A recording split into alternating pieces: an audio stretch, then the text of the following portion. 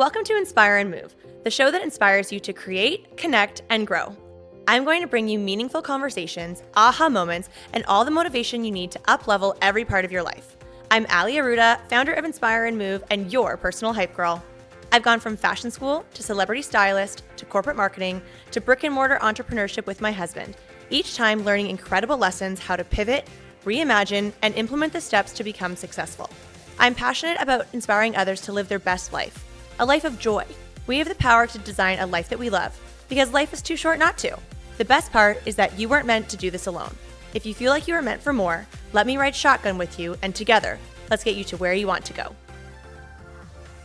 Hey everyone, welcome back to the Inspire and Move podcast. I am so excited to share today's episode with you. To give you a little context, this is the live recording from the incredible panel that I moderated at Jess Williamson's $1 Million Brand event in New York City in May. You guys know I was so excited about that opportunity. I've already talked about it on the show. I've posted a lot about it in my content. But once I got the live link from Jess and her team, I knew I had to share it here on the show because there were so many mic drop moments from the incredible guests. And if you don't yet have an opportunity to be in a room with someone like a Jaclyn Johnson, well, let me bring that room to you. I am so excited to share this with you. The theme was monetizing millions. And we chatted so much about how these girls built their personal brand while also building incredible companies. We have fintech, we have product, we have events and experiences, angel investing. There is such a well-rounded theme here in terms of what these girls are building in their businesses, but also how they are monetizing their personal brands, all in different ways. So I knew this was a must share for all of you because I love bringing you all as much value as possible. So I hope you enjoy. Again, I had an absolute blast at this event and hosting and moderating this panel. I can't wait to do it again soon, and I hope you enjoy this episode. Okay, so I am so excited. It's so great having the opportunity to sit down with you three powerhouse rock stars. We have some great questions. Who's excited? Like high in the sky. Everyone should have their arms up. Okay, great.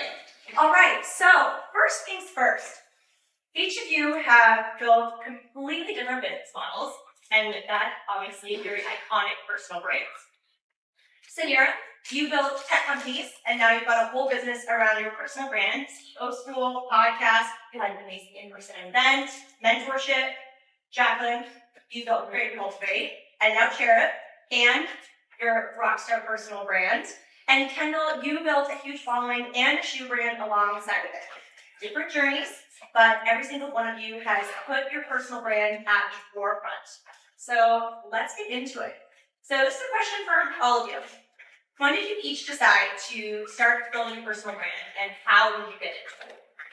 I can go first. I think it's interesting because I definitely did not build a personal brand at the beginning of Create Cultivate. I was all about building the business, and I will say this was a very long time ago when I don't even know if the idea of a personal brand existed. And so my whole identity was really tied to that business, and really anything I posted was from those events, but no one was building in public, no one was creating content in that way. And I do think it was a huge missed opportunity, if I'm being honest. So right around the time of launching my book, Work Party, which was 2018, is when I started to kind of come to the forefront, but I still wasn't really treating it like a business. And I was actually just telling Suneera backstage, for the first time ever this year, I was like, I need to start treating my personal channels like a business and stop thinking of it more of like sharing my life and like the things in real time and like put real effort behind it with like a content calendar and a shooting schedule. And I started that in January. I was gonna do 30 days and see if it like made a difference. And it moved the needle in ways I couldn't even imagine. So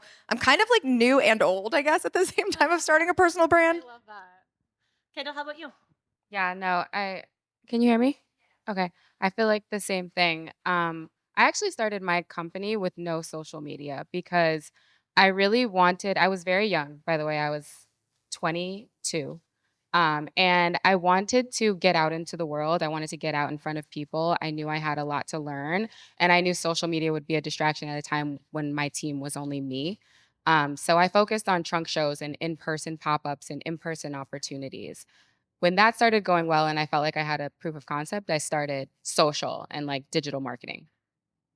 I feel like the same as you. I didn't start taking my personal brand seriously until people came to me and was like, "Hey, like you're so cute. This brand is amazing." And I was like, they were like, "I want to pay you for content." And I was like, "Wow, okay, okay." And then I did something similar to you as well. I'm gonna post twice a day for a week and let me see if that does anything. 10,000 followers in 7 days. Wow. And then I was like, okay, this is when we lock in. Okay, so quick question about the 10,000 followers, because I feel like that's appealing for everyone to hear in 7 days. Was that just purely from your consistency, or was it a certain style of content that you were posting? I didn't have a style. I was just posting what felt natural. I call myself a lo-fi content creator because I'm not going to disrupt my life to get content. Like my content is going to be my life. So I can capture content and with the things I'm naturally doing. And the trick I learned is it's not as much about what I capture, but how I package it. So, how I edit it, the voiceover I put to it, the music I put to it, those are things that can make the content stand out and be special and have something more to offer that's valuable to people that are watching your content. That's a great takeaway. Thank you. Suneera, how about you? I feel like I had a very different journey than both of you. And I really relate to Jaclyn in terms of like, I didn't start out with even considering myself as a content. I still don't consider myself a content creator. And this is what I was actually asking Jaclyn backstage. I'm loving what she's doing. And I love that she's treating it like a business. For me, I have been just documenting my journey. So I've actually been the super slow and steady and consistent, not in a sense of like I post every single day or, there's a method to the madness. It's just truly sharing my founder's journey. And my journey, and I was a fintech founder. I am a fintech founder. You did not see any fintech founders on social media at all. My audience for Stacks was small businesses. And I was connecting with a ton of women online. That's just a place after I became a mom. I'm a girl mom of two, 2020. And my company, like, it was in its like post series C. And so I had different, like, I was looking for that next level of creativity as well. Sometimes when you're doing something for so long, we're also talking about that. You kind of hit this, like, there's like a 7-year cycle to business where you lose your creativity. And so I found a spark back in connecting with my customers through social media and women in particular through social media. And I was doing, this is when Instagram Live was a brand new feature.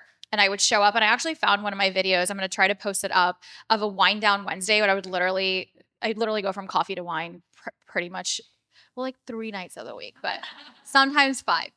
I like would literally have a glass of wine in front of Instagram Live and we would just do like a fireside chat like this and I would answer questions for female founders and it was so fun for me to connect with what was happening outside of just their payment processing in their business, and that is how my brand started.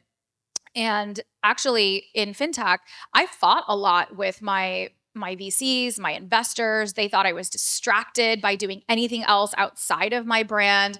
They didn't understand when I launched a podcast. And I was, I do think that in my space, I was definitely really, really ahead of my time for creating a personal brand. And in, I think, 2021, there was like an Entrepreneur Magazine had this article on like top influencers in business, and my name was in it. And I almost felt cringe when I saw that because I was getting other kinds of accolades. And for some reason, I was almost embarrassed to be called an influencer because I felt my business was so serious. And then now my investors are going to think I'm an influencer. And now, I mean, I think I'm so glad that I didn't deviate from sharing my story. And so that is how the content engine got created. But I will say, I am looking forward to shifting a little bit of that perspective of not just documenting, but being very intentional around the messages that I share. And I think I got more intentional over the last 2 years where I started to get really pissed off about things. I think that's where like naturally it came from, where, I spent a lot of time in the female entrepreneur environments. And I also spent a lot of time in regular business entrepreneur environments. And I feel like I'm living two fucking different worlds. When I walk into a conference for men, when I walk into a conference for women, and I started to share that perspective of truly going from founder to CEO and my hot takes on women in business that might not be liked. And I think that I'm leaning more into sharing that journey of it. And I think it's resonating. I love that you referenced your content about founder versus CEO. I went through a lot of your content pieces yesterday, actually, and I was like, I love this message. And I would encourage all of you to go consume Suneera's content that talks about that, because I think that's a really powerful reminder. Now, I feel like I'm going to know the answer that you will all have, but how important do you think right now is it for these beautiful women and men to have a personal brand in 2026, here and now? I think it really depends on like what you're building first and foremost, but I think the one mistake you don't want to make is focusing so much on your personal brand that the business gets left behind. I think that's a mistake I see a lot of people making where I'm like, you're almost overperforming on how good the business is, but the business is actually not doing well. And I have a lot of these conversations. So I'm like, I really think you got to get your business in a good place. And of course, business is not perfect, and sharing those trials and tribulations is key, but you really want to make sure, if that's how you're building, is like you have a company and you have a personal brand, you need to be careful. If your personal brand is the business, then go hard. Go hard on the personal brand and really focus on that. I was going to say, because I think if you're building a business, especially if you're building a business to sell, there is issues around being too attached to your brand. I experienced that with Create and Cultivate. I talk to a lot of women who are like trying to now distance themselves as they're about to sell their company because it can become a liability for the business. So I think it's important, depending on obviously all of your different companies. If the personal brand is the business and you're selling courses and the product is you got to go hard. If you're building a separate company with bigger visions to sell, you have to be a little bit careful, I would say, and make sure you're kind of separating and making sure both are performing. I love that. Kendall, how about you? I think it's obviously important to have a personal brand, but that doesn't necessarily mean that you need to create content or that it needs to be on social media. I think it's a lot more important to be a credible person, and have a strong reputation in person. Um, because I mean, the people who discover your brand or shop with you or hire you, they might not necessarily hire you from social media. They might do it from an in-person recommendation from a friend, a colleague, whatever. So, I mean, the social media part of it is cool, and it's, you it just really gives you the opportunity to reach a lot of people. But the truth is, social media is not everybody's personality. And a lot of people look crazy on social media. So if you're like forcing it and, trying to make it fit, probably not your lane. Probably should explore other opportunities like this one, like this is like an extension of social media. There's a lot of people in this room who you guys connect with in person and get their phone number, not their Instagram. I would love to just say that I believe that not 100% you don't need a personal brand. Like, I actually think that it really does depend on your goals. And I think we really, like, there's a lot of glamour to social media. There's a lot of glamour to the brand deals or to, it is amazing what it can offer from a visibility standpoint and a thought leadership standpoint.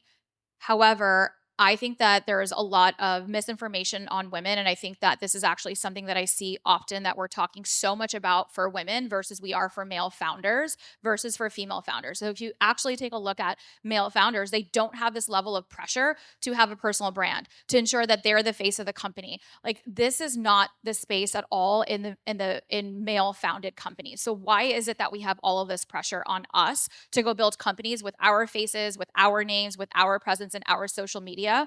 And so I think that we have to take our power back, and that's by building really incredible businesses. So that's the first, thank you. So that's my first take on it, is build, like, I really would start with, what is your end goal, right? So if it is building the business, and I mean, let's be honest, business is for profit. So let's go make money in our business. And what is the fastest avenue to money? If that's social media, if that's thought leadership through LinkedIn, if that's, speaking, if that's, what are the things that contribute to the revenue part of your business that then has that outcome, is where I would put energy and focus on. And then, of course, there's other ways to also drive. I do think social media is important for all brands. So I will say that we don't go to a website anymore. I don't remember the last time I checked out any single person's website, a brand, a person, anything like that. But I do go check out all of their social handles and what your brand message is. And I'm not looking at if they have 1 million followers or 2,000 followers. I'm looking for a feeling. I'm looking for their brand voice. I'm looking for their distinct point of view. I'm taking a look at, hey, do I resonate with this brand that I'm about to purchase, or that this person that I'm about to go partner with, or just somebody that said, hey, Jaclyn, Becky were like, you should follow this person. I'm going to go take a look at her page. And so I do think that everyone's presence matters, just like your executive presence matters in a room, right? As a CEO. And so your brand presence also matters. So own your brand presence. And you can have a brand presence without you needing to be the face of the company. And I think what's really cool that's happening in user generated content can span across. I think we're learning so much on the CPG side of brands and companies. And I think that that is such an incredible way to build your company brand, because it is not exitable if it is tied to you. And it can exit, but we've heard all the stories such as Bobby Brown and others that have their names and their faces and everything's tied to it. And so at the end of the day, business is for profit. Business is for an outcome to have an exit. So let's go build the business. And if you feel passionate and you have a distinct point of view, you have something important to share and it's fun for you and you want to give it a shot, and then there's time to go dedicate to it, then go dedicate your time to it, because it is not as glamorous. It is very distracting especially from a startup perspective. Like, you only have so much time, resources, and dollars, also from your team. And so it is a distraction if it's not done right. So know your end in mind and then go build out, what kind of social presence you'd like to have. That was so good.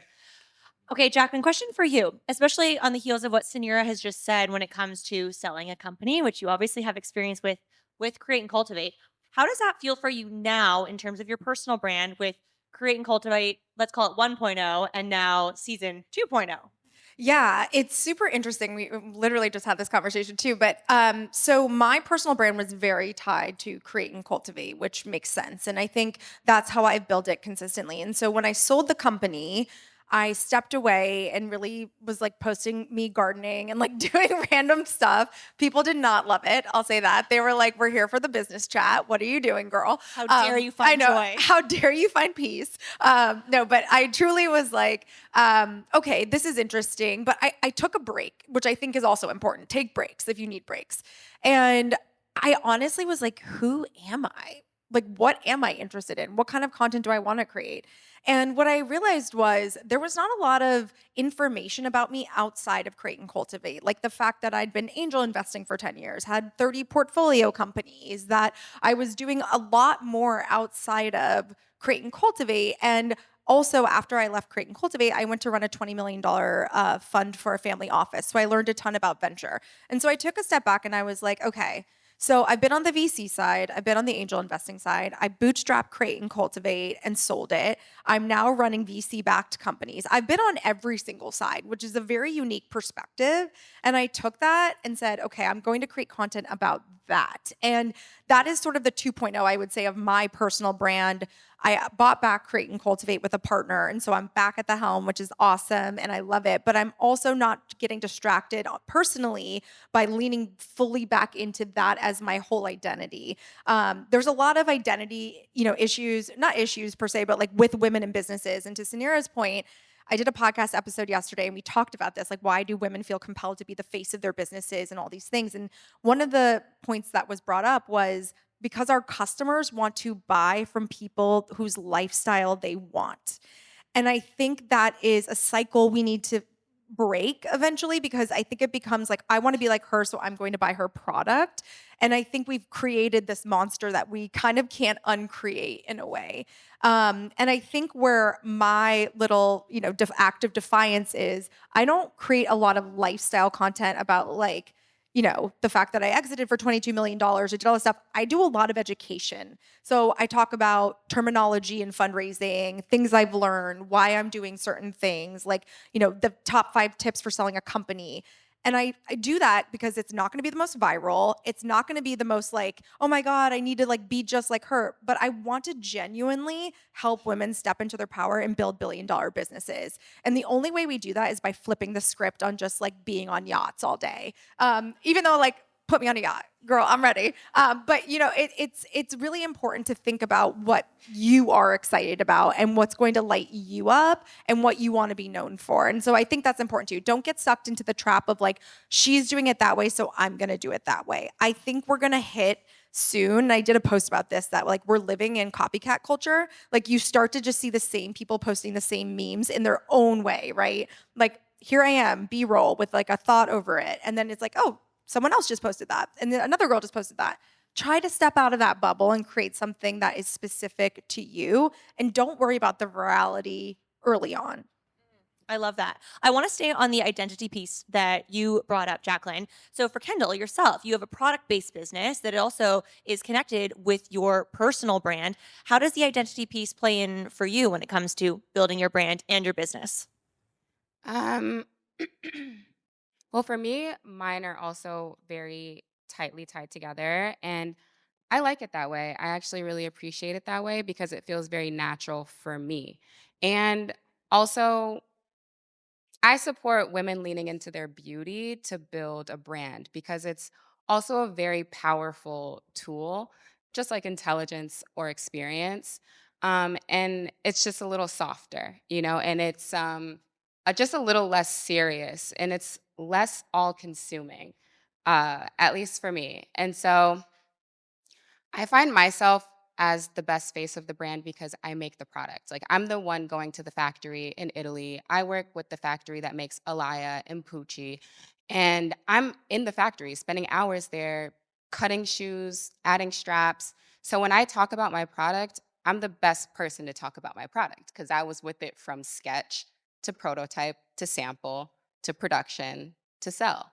And so I can talk about the whole journey. Nobody else can step in and do that for me.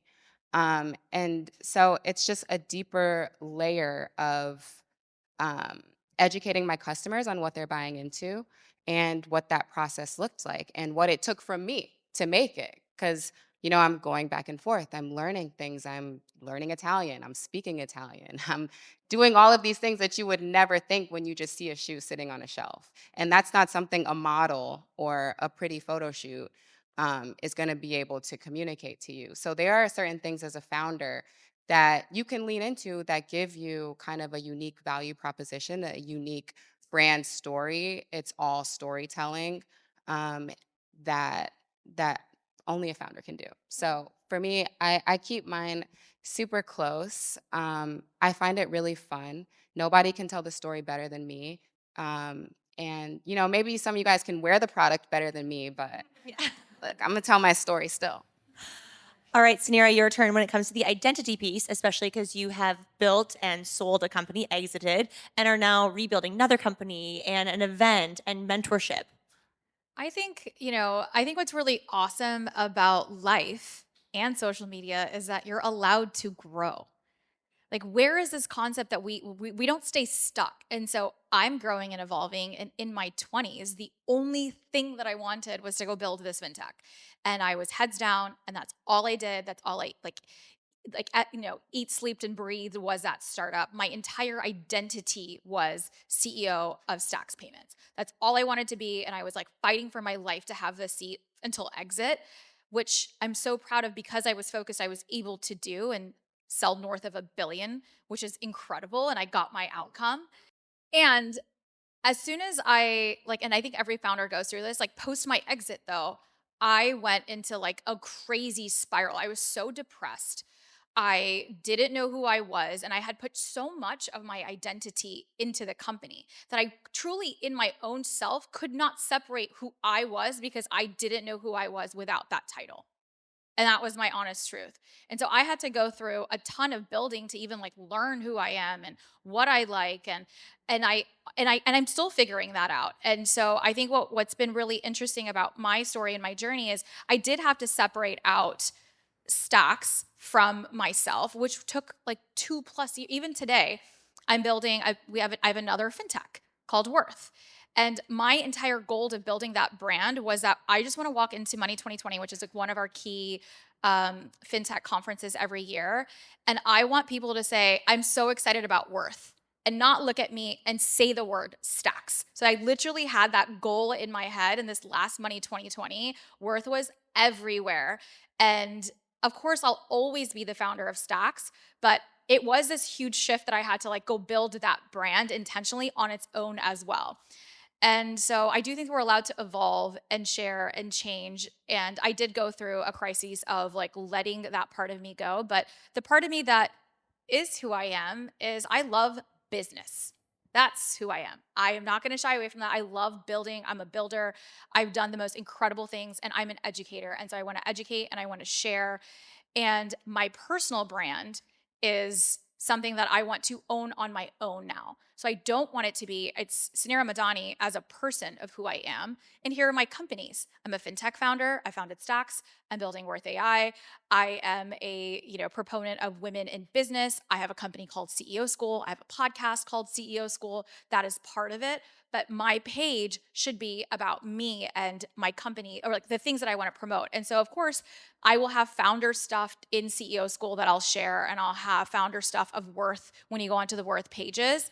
But for me, where I'm trying to focus on this round 2 is I want to have my own identity that is multi-passionate around the areas that I want to share. And that could change too. Like maybe I decide that, next up is, it's not going to be gardening, but I love fashion. And so I for so long, I hid this part of me and I didn't know where to share it on my feed because it didn't match. And then I'm like, okay, fuck it. This is how I want to share it. And so whenever I want to share a piece of content, it doesn't sometimes perform the best and it's not exactly what my audience wants, but that's what makes it fun for me. And so I have to find things that I want to share. And that's what I'm trying to do. I think that's such a great reminder for everyone to, focus on obviously growing your brand, growing your business, but keep the fun and keep the joy in it, whether it's fashion, wine. Even if it's not viral. But it's you. Yeah. Okay, I have a money question because we are at the $1 Million Personal Brand event. Does everybody here like money? Who here wants to make more money? That was sort of a lackluster energy. Like, I don't know about you guys, but I like money. Do you girls like money? Yes, Okay, more energy. So are you girls monetizing your personal brands right now? And if so, any tips and tricks, word of advice for these beautiful humans here? Yeah, totally. So I make more money off my personal brand than I do from any of my companies. Wow.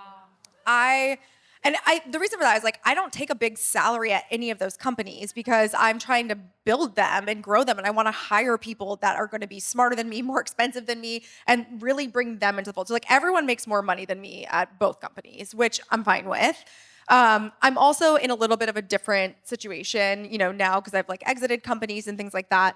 But the money in content creation is insane. But I will say this. The money in content creation as an expert is far and away more than just being a creator alone.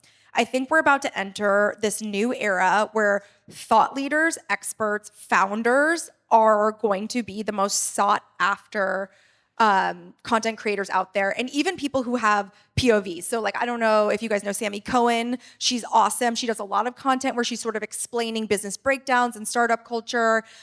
This is where the industry is going. Why? Because AI is coming for all the lifestyle creators. You're probably already seeing it in your feeds where it's AI creator ads and you don't know this person. They're a beautiful person wearing beautiful clothing, and they're selling you stuff. They're selling me stuff.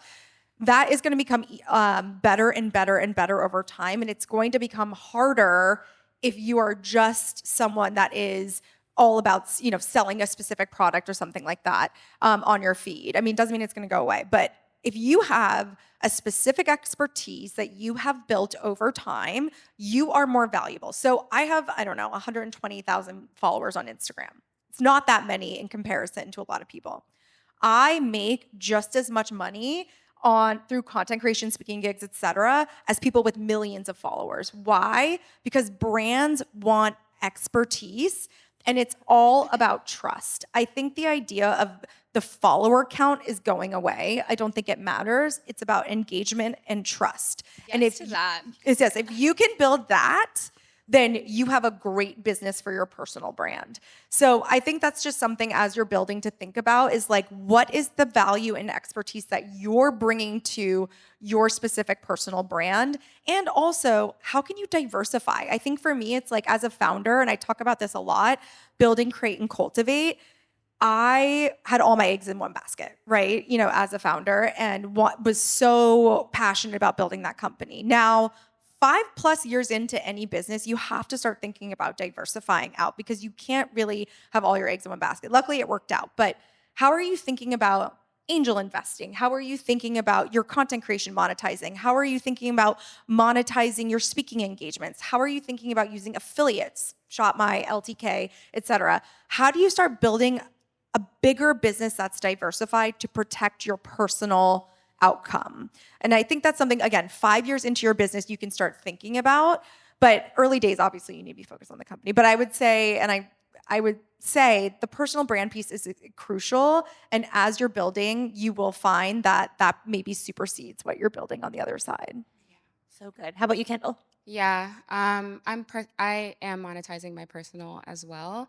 I don't make as much from monetizing my social as I do from my company, but I second everything you said. I mean, you have to bring well thought out, well researched, life experienced perspective to your videos. Yeah. Like, if you're just getting on there spewing something you heard in a video from someone else, or something random somebody told you and you didn't fact check it or look into it, or it's just not good. It's not good for you, it's not good for social, it's not good for anyone. It's not a good utilization of your time at all. Becoming an expert is the step that precedes monetizing your socials in a sustainable, long-term way. And yeah. I think I'm going to offer a different perspective here, because my personal brand, actually, I do monetize it. I do speaking engagements. I have very select brand partners that I work with. I'm a LinkedIn partner, and just certain brands that I feel resonate with my audience. I'm really very particular right now of who I'm partnering with. However, I'm in fintech, and so there's nothing I'm ever going to do that's going to make more money than that industry. And so I 100% feel like that is where my energy is from a business monetization perspective. However, my social media, particularly for CEO School and for the podcast, et cetera, I make money not just in brand deals, but when I'm promoting our events, products, services, our community. And so that is where I'm able to drive monetization. So monetization on your brand can look, and this is exactly right, across different avenues. Again, going back to what the goals are. And so that's kind of where I'm monetizing across channels. But diversification, there's so many ways to make money, ladies. I also want to remind you of that. There's 100 million ways to make money. Money is available. Money loves you. Money will come to you, and you will work hard for money. But it doesn't have to be the copycat culture just because it's cool. Cool is not a business. Cool is not a business. So focus on your business. And that's why her brand, that's why, Kendall, your brand is working, because you are so passionate about the product and you have that point of view, and that's going to work. And Jaclyn, she's bringing her experience and perspective to the table. I think, I bring something very unique to the table. And so focus on your true unique value proposition, your thought leadership. And I do agree that there's diversification. There's so many ways. You don't have to do it all either. Okay, one quick round of rapid fire to tie a bow on this baby. One word to describe your brand right now. God. I would say educational. That sounds so boring. It's not, I swear. Fun, educational. But yeah. Okay. Mine is like journey to having it all because I have the business and I just got engaged. So I love that. Congratulations. I think for my word is authentic. I show up very authentic, and I do believe that we all deserve to have it all. I believe that 100%, and that's business and life. And so I share that. What a great way to close. Ladies, thank you so Thank much. you. Such a privilege. Big round of applause. Thank you so much for listening. If you loved this episode, it would mean so much to me if you took a few seconds and shared this on social media, sent it to a friend, or left a 5-star review. There is power in community, and I'm so grateful to have you part of mine.